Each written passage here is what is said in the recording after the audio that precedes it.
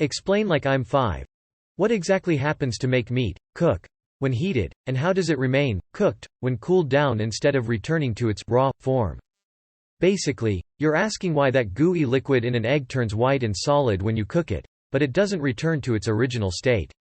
Well, meat, or in this case egg, is largely comprised of proteins.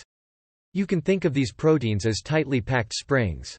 When you apply heat, the springs essentially unfurl in a process that we call denaturation. Imagine taking a spring and unwinding it, then pulling it taut.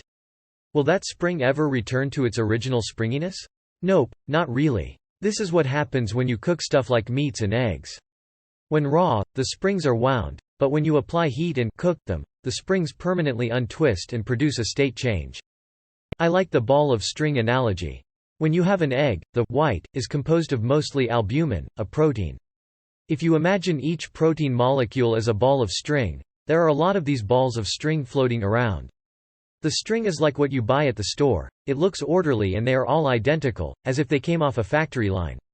When you apply heat, you are basically allowing the balls to unwind completely. And then you allow all the string to mix together, until you wind up with a ball of string where they are all caught and stuck together, and you can't unwind the mess, and there's no order.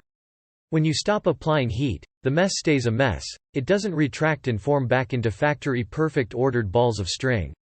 You could, in theory, separate all these strings and rewind them into machine perfect balls, but the amount of time and energy required, as well as fine manipulation of individual strings, not to mention the likelihood some of the strings are stuck together and must be cut to remove them, means there isn't really a way to rewind them all.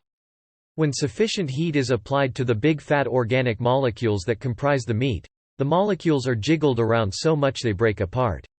This is called denaturing, and it is a process that continues inside your body until the proteins and other substances are broken into sufficiently small Legos that your body can use them to build new stuff.